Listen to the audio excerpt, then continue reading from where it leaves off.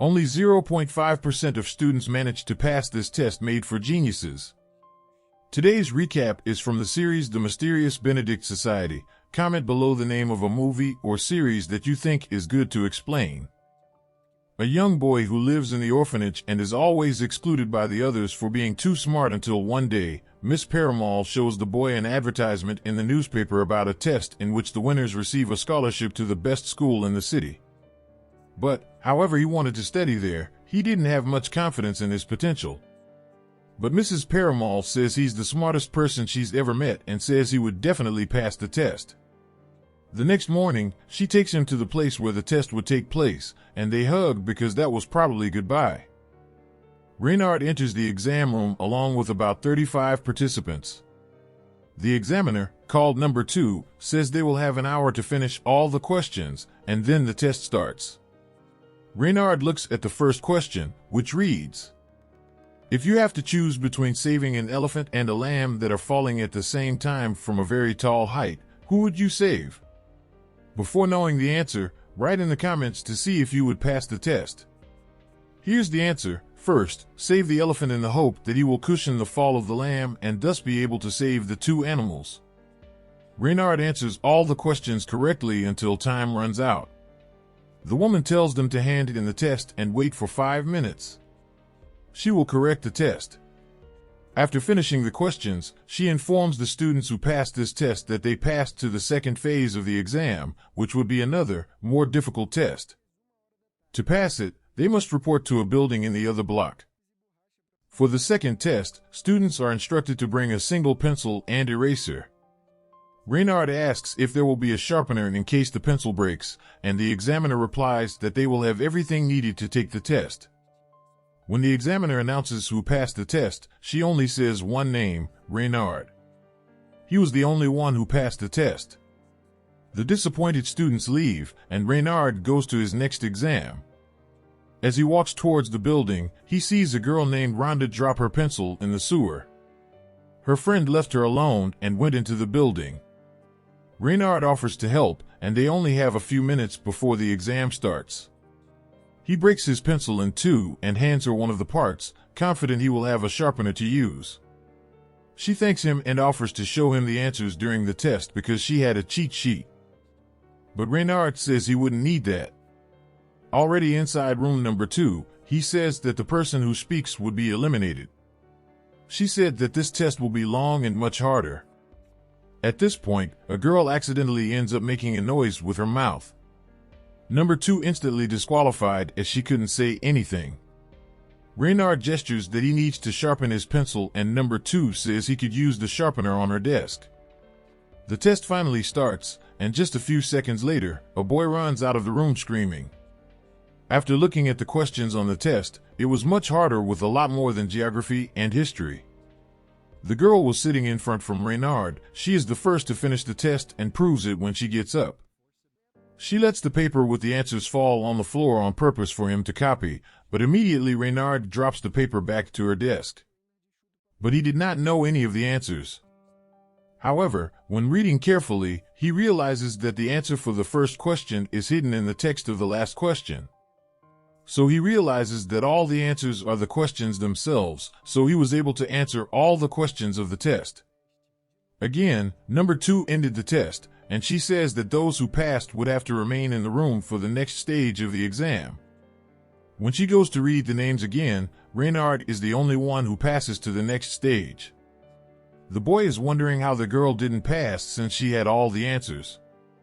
The girl just wishes him good luck and tells him to wait for her inside. Suddenly, a boy named Stick enters the room. He says he was also the only one who passed in his class and says it was strange because there was a girl with all the answers too. At that time, they thought they were going to be given a test to see if they cheated. They were unsure if they were going to take the test or not until a girl who introduces herself as Kate runs into the room. There is a girl who loves adventure and always carries a bucket of equipments. However, she helped Honda retrieve a pencil that fell into a sewer using her tools. In a crest room, Edway, 5 others gather and are introduced to their supervisor for the upcoming test. The test is to cross a room without touching the white or black squares on the floor. The first person to enter is Krusta, who notices some yellow squares on the floor, but they are too far apart. She refuses to cross, thinking it's a prank, but the supervisor eliminates her from the test. The next person, a boy, enters and crosses by jumping on the yellow squares until he reaches the door. Then the adventurous girl enters with her bucket of tools and uses a rope to tie a path to the door, as she was raised in a circus and can walk on ropes easily. The fourth person crawls on the floor to cross without touching the squares. The last person, Reynard, walks across confidently, saying that the objective was to not touch the black or white squares on the floor. But by analyzing the floors, he noticed that they had lengths greater than a square, and in fact, it was a rectangle. So he just walked to the door.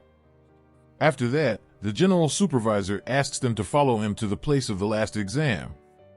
They then arrive at a mansion, and the supervisor tells them to wait there. When the kids are left to them, Suddenly, a patrol appears and says that it would be a supervisor who would explain to them the last exam. They will start in 4 different parts of a maze, and there is a way to get to the second floor. When they get to the second floor, the first 3 to ring the bell complete the final test. Supervisor then says the test has started. The one who walks through the maze to memorize where he passed. Tool Girl used her tools to open a passage that was in the wall, and she manages to take a shortcut and ends up finding Stick. Memorizing the rooms, she starts to follow the boy. When he manages to find the stairs to go up to the second floor, the rude boy appears behind, pushing his colleague and ringing the bell first, but everyone in the room manages to discover that the signs are in Braille that shows them the way to the stairs.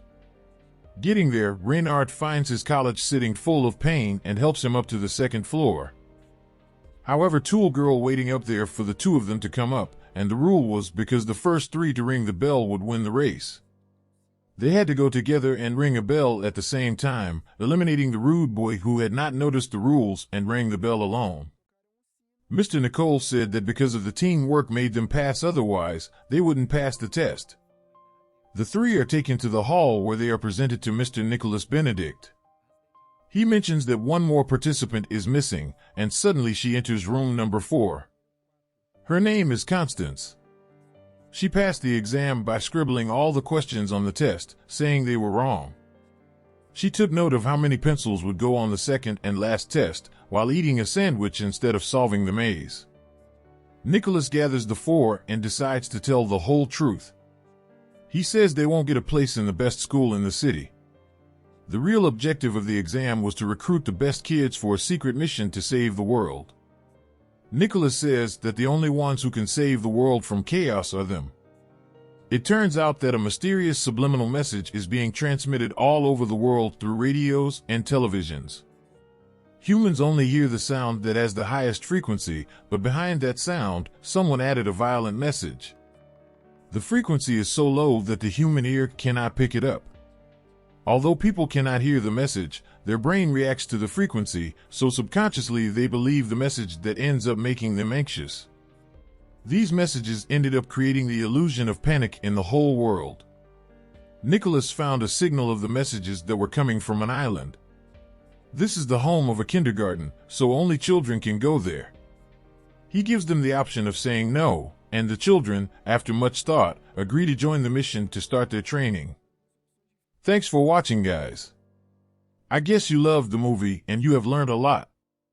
Please, don't forget to leave a love emoji for Hunter and Beck's deceased boyfriend. As you do so, I pray you have a blessed day.